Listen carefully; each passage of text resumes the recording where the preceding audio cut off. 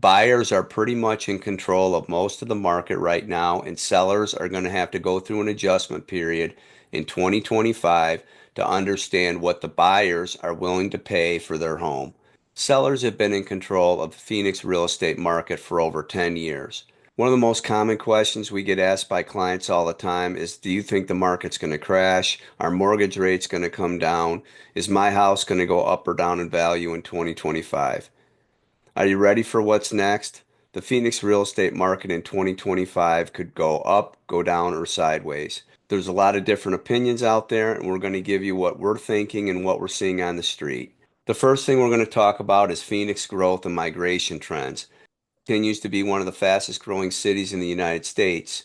In 2022, we had over 19,000 people move into Phoenix, and we continue to see a migration trend into the Phoenix area.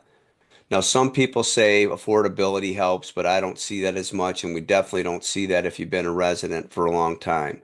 But a lot of cities that we haven't traveled to have also gone way up in price. Another thing we have in the Phoenix Valley is a quality of life. We have great weather, sunshine most of the year, but we have extremely hot summers. If we didn't have hot summers, everybody from California would move over to Arizona. We also continue to see strong job growth in the greater Phoenix area as the city of Phoenix continues to expand. And when I say the city of Phoenix, I mean the surrounding areas and suburbs. Peoria is probably going to be one of our biggest growing suburbs due to the Taiwan semiconductor plant and all the expansion plans they have for the city. The population has exceeded 5 million in the greater Phoenix area, and now we're going to be one of the largest cities in the United States. And this is one thing that always continues to drive our real estate market here. The next thing we want to talk about is mortgage rates and affordability. This is probably the number one thing that's on people's mind if they're trying to buy a home right now, and the number one thing that sellers don't realize and how it affects their buyers for the property that they're trying to sell.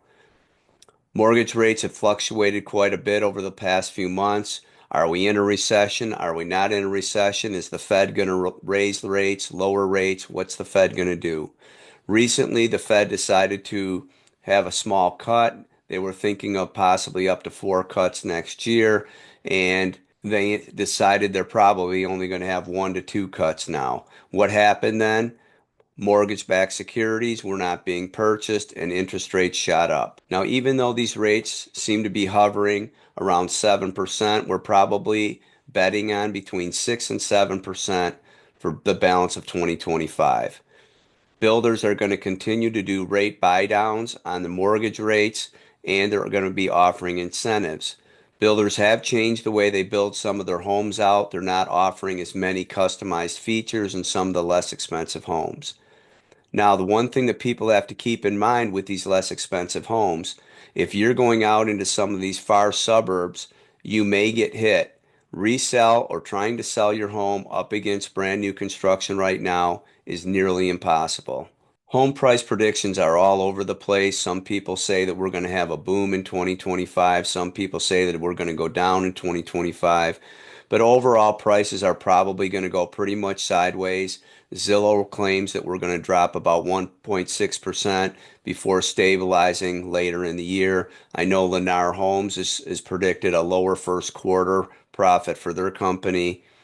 But if you go out into the suburbs like Buckeye, Queen Creek, and Maricopa, all the areas where they're doing a lot of expansion, building a lot of new homes, anybody that has to resell their home against them is going to be in trouble. I had a listing down in Maricopa, and we couldn't compete with the new home sales center that was right in the same community. It's really difficult, and there's almost nothing you can do but drop your price. People that have purchased homes that are getting hurt the worst in the market right now bought at the peak in 2022. And every time we talk about price reductions and the pricing in the market, we always forget to talk about where it is compared to the peak. Overall, yes, the market is down from the peak in most areas in the greater Phoenix area. We peaked out around 2022, then the momentum shifted and we started to drop back down. And then since then, we've started to migrate a little bit back up, but for the most part, we're sideways. Most places in the valley are down anywhere from 10 to 20% from the peaks in 2022. Just again depends on the suburb and the neighborhood. The best opportunities in the market right now are definitely in the new home construction areas. The problem is if you buy one now and you get a job transfer or you need to move in the next 2 to 3 years, you're going to be in the same situation many buyers are that bought back in 2021, 22, where they have a new home that's now used trying to compete against all the builders in their area that are putting out new product. It's always easier to go into a brand new home, and many people prefer it because they have a warranty on the home and they don't have to worry about anybody else living in the property. It's always fun to go in and move into a brand new home, just like it is a brand new car when you get it. Next, let's talk about the Phoenix economic growth. Overall, the Phoenix economy continues to grow more than many other suburbs.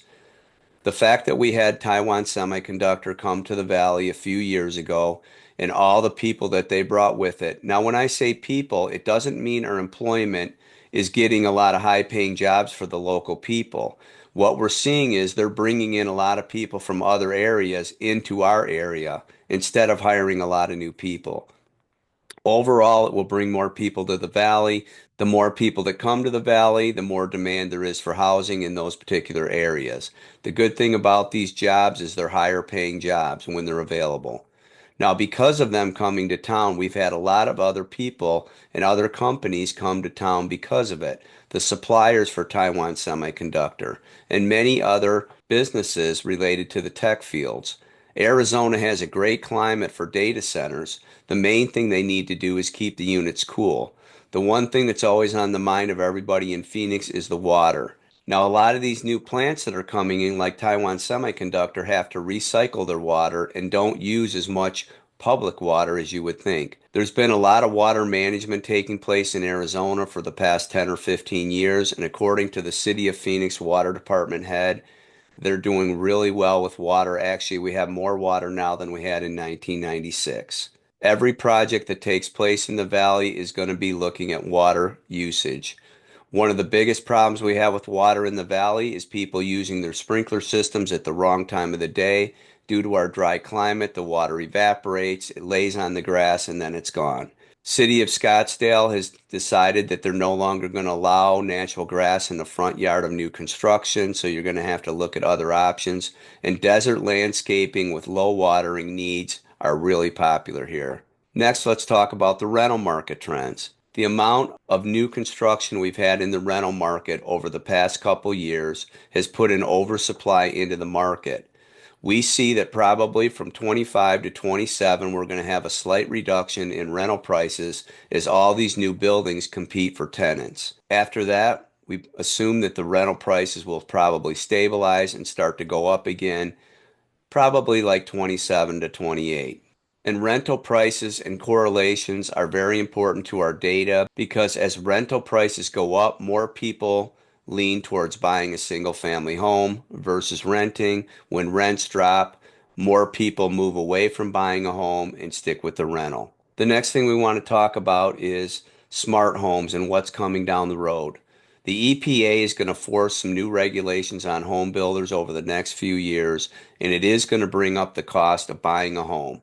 There's no doubt about it. They're putting more energy efficiency standards into homes, and they predict that over the next 10 years, the average single family home will go up between $30,000 and $50,000 in cost. In 2025, there's going to be new air conditioner standards, and the air conditioner units over the past few years have more than doubled. So in conclusion, nobody knows what's going to happen in the market in 2025. From what I'm seeing out there right now, the market has definitely slowed down. Inventory is way up, and more people are asking for repairs and a lot of other things when they're going to buy a home. Buyers are pretty much in control of most of the market right now, and sellers are going to have to go through an adjustment period in 2025 to understand what the buyers are willing to pay for their home. Sellers have been in control of the Phoenix real estate market for over 10 years, and this year it may be time for the buyers to take control. Sellers have to understand that now that the buyers are in control of the market, they're going to have to be better at pricing their property, better at prepping their property, and better at working with the buyers during the inspection period. Before and then in the past few years, the sellers could pretty much deny everything, and the buyers would still buy. But right now, with high prices and high interest rates, we see a buyer's market in 2025 and into 2026 with sideways to no appreciation on most properties. Now, sellers are in a good position because they have a lot of equity if they've owned the home for over 5 years. So they just need to work with the buyer to get a sale on their home. What are your predictions for 2025? Let's comment down below and let us know what you think about the market. Thanks for watching. Take a look at our other videos right up here. Have a great day.